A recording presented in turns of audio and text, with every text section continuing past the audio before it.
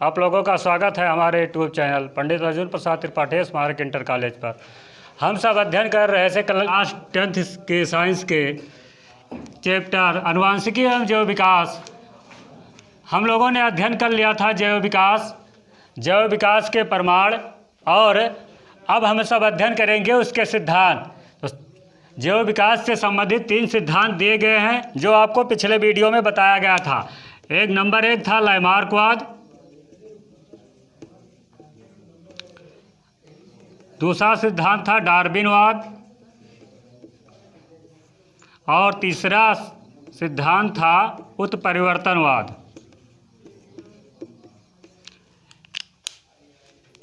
लैमार्कवाद दिया था वैज्ञानिक लैमार्क ने, डार्विन ने दिया था डार्विनवाद। इन्होंने जो सिद्धांत दिया था उस सिद्धांत का नाम था प्राकृतिक चयनवाद का सिद्धांत। लैमार्क ने जो सिद्धांत दिया था उसे हम लैमार्कवाद या उपार्जित लक्षणों के वंशागति का सिद्धांत कहते हैं। और उत्परिवर्तनवाद का सिद्धांत दिया था ह्यूगो डी ब्रिज ने, जिसमें आपको बताया गया था जो परीक्षाओं में बार बार पूछे जाते हैं 2 महत्वपूर्ण सिद्धांत हैं, लैमार्कवाद और डार्विनवाद।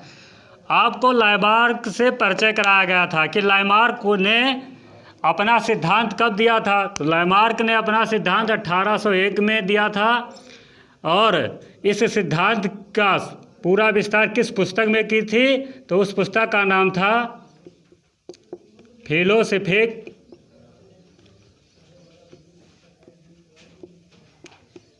जूलॉजिक। इससे आपको परिचय करा दिया गया था। आज हम सब पहला जो विकास का पहला सिद्धांत दिया था लैमार्कवाद, इसके बारे में हम सब अध्ययन करेंगे। अब हम सब देखेंगे लैमार्क ने अपने सिद्धांत में क्या बताया था। वैसे तो इनका सिद्धांत बहुत बड़ा है, लेकिन इसका हम संक्षिप्त रूप देखेंगे। लैमार्क ने अपने सिद्धांत में 2 चीज़ें बताई थी कि जीव अपना अंग का प्रयोग करेंगे तो उनके लक्षण कैसे जाते हैं, और अंग का प्रयोग ना करेंगे तो कैसे लक्षण जाते हैं। उन्होंने 2 जीवों का उदाहरण लिया था। अगर अंगों का प्रयोग देखा जाए तो उन्होंने जिराफ का उदाहरण लिया था, और अंगों का अनुप्रयोग देखा जाए तो उन्हें सर्पों के पैर का उदाहरण लिया था। अब हम सब देखेंगे तो उनका पहला जो उन्होंने अपने सिद्धांत में पहली बात बताई कि जीवों के आकार में वृद्धि करने की प्रवृत्ति होती है। उन्होंने बताया कि जो भी जीव है वो अपने शरीर के किसी भी अंग या भाग में वृद्धि कर सकते हैं। उदाहरण उन्होंने जिराफ का दिया कि जो जिराफ होते थे पहले वो छोटे होते थे, उनके छोटे पैर और उनकी गर्दन भी छोटी होती थी, लेकिन कुछ कारणवश वो अपने स्वभाव और वातावरण के अनुसार उनको अपने गर्दन बढ़ाने की आवश्यकता पड़ी। तो इससे यह उन्होंने बताया कि जो भी जीव होते हैं अपने आकार में वृद्धि कर सकते हैं। तो हम सब लिख सकते हैं लैमार्क के अनुसार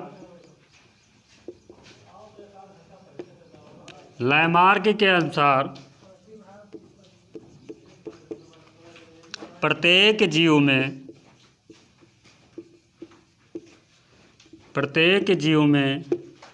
अपने शरीर व अंग के किसी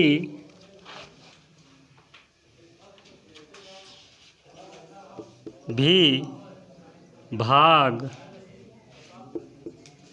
को बढ़ाने की प्रवृत्ति होती है।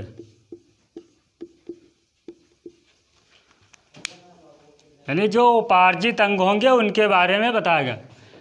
हम सब जाने उपार्जित क्या है, सबसे पहले ये भी जानना चाहिए। वह अंग जो जन्म के बाद विकसित होते हैं, जन्म के बाद विकसित होते हैं, उपार्जित अंग कहलाते हैं। तो लैमार्क के अनुसार जीव अपने आकार में वृद्धि करने की प्रवृत्ति होती है, वो अपने शरीर या अंग के किसी भाग को बढ़ाने की प्रवृत्ति होती है। दूसरा उन्होंने जो बात बताया, वातावरण का प्रभाव।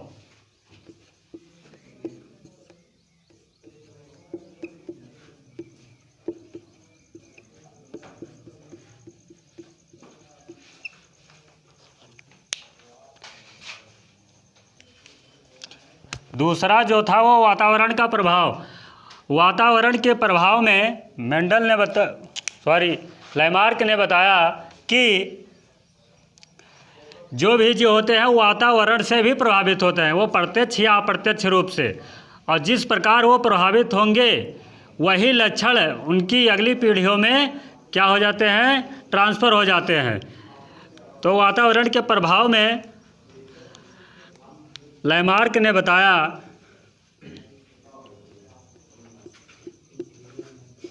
लैमार्क के अनुसार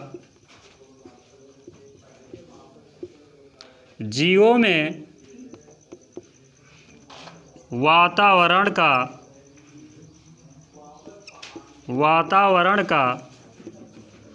प्रत्यक्ष या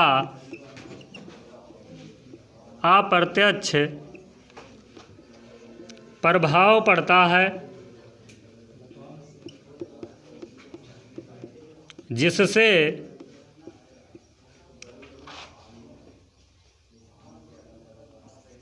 बाद में उनके शारीरिक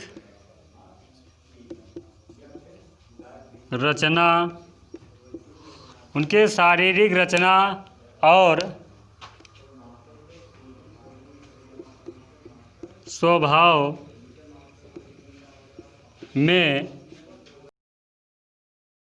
है।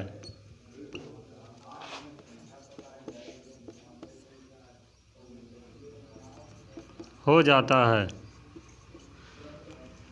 अर्थात जैसे कि अगर देखा जाए जिराफ अपने वातावरण के अनुसार अपने आप को दूसरे वातावरण में नहीं ढालता तो क्या होता, आज जिराफ जीवित नहीं होते। तो उन्होंने अपने वातावरण के अनुसार अपनी गर्दन बढ़ाई और आगे के पैर बढ़ाए, जिससे उनके स्वभाव और उन शारीरिक रचना में क्या हुआ, परिवर्तन हुआ। और यही लक्षण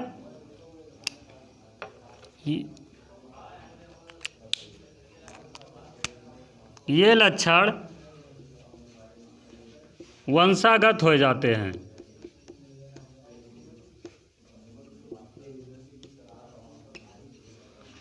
अब तीसरा जो लैमार्कवाद में है वो है अंगों का प्रयोग और अनुप्रयोग।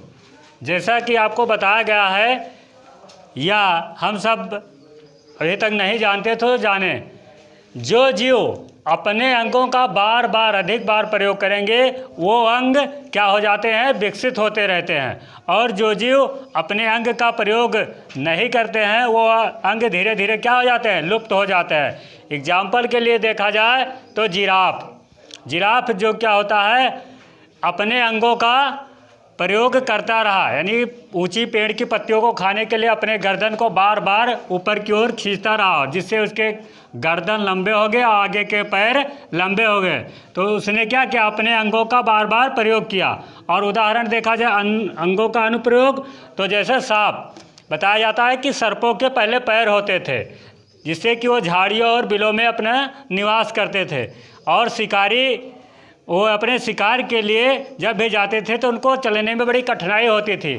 धीरे धीरे क्या हुआ, सर्पों ने अपने पैर का प्रयोग करना बंद कर दिया और बाद में सर्पों के पैर क्या हो गए, लुप्त हो गए। सर्पों के पैर के लिए अवशेष उनके शरीर में आज भी मौजूद है। जैसे कि हम सब क्लास 9th में अध्ययन किए हैं जंतु जगत में आपको पढ़ाया गया होगा सरीसृप जंतुओं के बारे में। तो सरीसृप जंतुओं में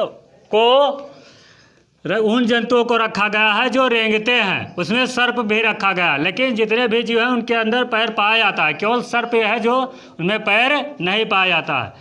तो लैमार्क का मानना था कि पहले सर्पों के पैर होते थे और वे चलते थे, लेकिन बाद में उन्होंने अपने पैरों का उपयोग करना बंद कर दिया। धीरे धीरे वो अंग क्या हो गए, लुप्त हो गए। तो हम लिख सकते हैं जो जीव अपने अंग का प्रयोग बार बार करते हैं, वह अंग विकसित हो जाते हैं।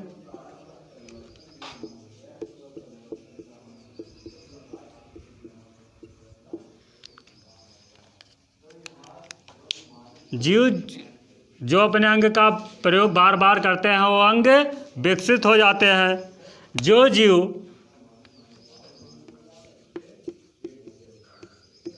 जीव अपने शरीर के किसी भी भाग या अंग का प्रयोग नहीं करते हैं, वह अंग धीरे धीरे लुप्त हो जाते हैं। लैमार्क ने बताया जो जीव अपने अंग का बार बार प्रयोग करेंगे वो अंग क्या होते हैं, विकसित हो जाएंगे। जो जीव अपने अंग का कोई भी अंग है उसका प्रयोग नहीं करेंगे तो अंग धीरे धीरे क्या होते हैं, लुप्त हो जाते हैं। बताया जाता है कि पहले मनुष्यों के पूँछ होती थी, क्या हुआ कि मनुष्यों ने अपने पूँछ का प्रयोग नहीं किया, धीरे धीरे वो क्या हो गए, लुप्त हो गए। तो लैमार्क के अनुसार जो और एक बात फिर जो भी लक्षण होंगे उनके अगली पीढ़ियों में क्या हो जाते हैं, वंशागत हो जाते हैं वो, और धीरे धीरे एक नई जात को उत्पन्न कर लेते हैं। जैसे बात की जाए हम सब पढ़ेंगे डार्विनवाद। डार्विनवाद में बताया जाएगा आपको कि जैसे पहले शेर से कुछ परिवर्तन हुआ होगा तो चीता एक नई जात का उत्पन्न हुआ, फिर चीता में कुछ परिवर्तन जो हुआ होगा फिर तेंदुआ, ऐसे नई जातियाँ कुछ उनमें विभिन्नताएं पाई जाती हैं और जिससे नई जातियाँ उत्पन्न होती हैं। हम सब जब डार्विनवाद के बारे में अध्ययन करेंगे तब आपको उसमें बताया जाएगा। यह था अंगों का प्रयोग व अनुप्रयोग। अगला अब है चौथा उपार्जित लक्षणों की वंशागति।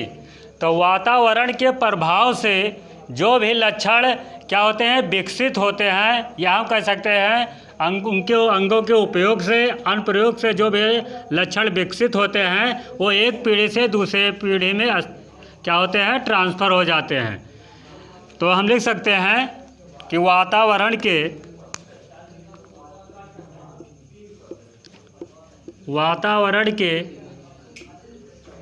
प्रभाव से या अंगों के प्रयोग व अनुप्रयोग से जो भी लक्षण विकसित होते हैं वह अगले पीढ़ी में वंशागत हो जाते हैं। अब इसका हम सब उदाहरण देखेंगे, यानी अंगों का प्रयोग और अनुप्रयोग। तो सबसे पहले हम लिखेंगे अंगों का प्रयोग।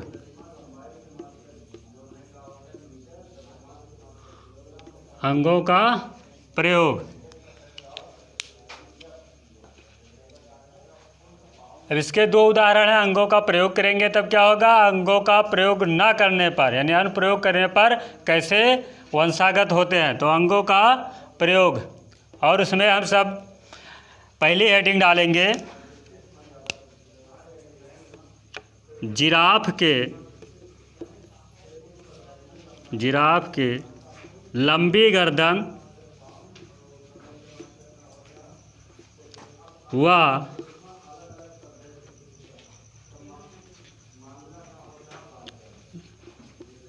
लंबे पैर।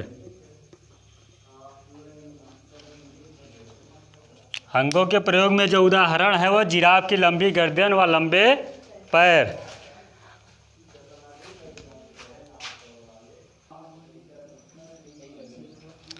जिराफ की लंबी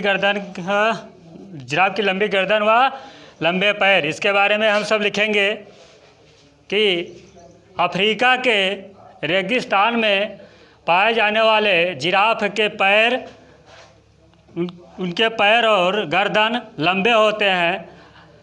ऐसा माना जाता है कि जिराफ के पूर्वज के पैर हिरन के समान पहले छोटे और उनके गर्दन भी छोटी होती थी। क्या होगा कि रेगिस्तान में एक बार सूखा या हम सब कहते हैं कि बंजर हो जाने के कारण ज़मीन पर वहाँ पर जितने भी घास फूस थे वो क्या हो गए, समाप्त हो गए। अब जिराफ को अपना जीवन यापन करने के लिए पेड़ पौधों पर निर्भर होना पड़ा और धीरे धीरे जिराफ ने अपने आप को पेड़ पौधों पर निर्भर करने के लिए क्या किए, अपने गर्दन को बार बार खींचते रहे और उनके गर्दन लंबे हो गए और उनके पैर भी धीरे धीरे लंबे हो गए।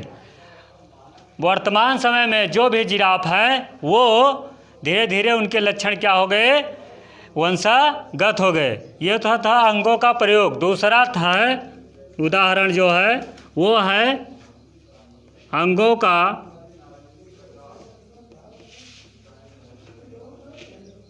अनुप्रयोग। इसमें उदाहरण है सर्पों के पैर।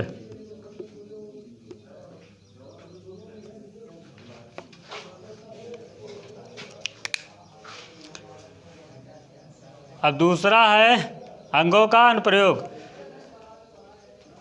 तो इसमें हम सब हेडिंग आए सर्पों के पैर। ऐसा माना जाता है कि सर्पों के पहले पैर होते थे क्योंकि ये झाड़ियों और बिलों में निवास करते थे और शिकार करने के लिए इनको चलने में कठिनाई होती थी। धीरे धीरे सर्पों ने अपने पैर का प्रयोग करना बंद कर दिया और धीरे धीरे इनके पैर क्या हो गए, लुप्त हो गए। इनके शरीर में इनके अवशेष और धीरे धीरे इनके जो भी थे पैर विकसित नहीं हुए और इनकी जो नई पीढ़ियाँ आई उनमें एक दम से समाप्त हो गई पूरे पैर। अभी तक हम लोगों ने देखा कि उन्होंने क्या क्या उदाहरण लिया था और क्या था। कुछ ऐसे भी वैज्ञानिक थे जो लैमार्कवाद को नहीं मानते हैं। वह लैमार्कवाद के सबसे बड़े आलोचक थे। जैसे कि एक वैज्ञानिक हैं बीजमान। इनके प्रयोग जानने से पहले देखा जाए तो भारतीय संस्कृति में कहा जाता है कि नाक और कान छिदाने की प्रथा कई वर्षों से चली आ रही है। लेकिन लैमार्क का कहना था कि जो भी लक्षण धीरे धीरे होंगे तो अगले पीढ़ी में वंशागत बहुत दिनों से चली आ रही है, लेकिन अगले पीढ़ी में ऐसे लक्षण नहीं दिखाई देते हैं कि पहले से ही नाक और कान छिदे हुए हैं। तो ऐसा माना है लैमार्कवाद को नहीं मानते हैं। दूसरा एक वैज्ञानिक थे बीजमान भी लैमार्कवाद का सबसे बड़े आलोचक थे। इन्होंने अपना प्रयोग सफ़ेद चूहे पर किया था।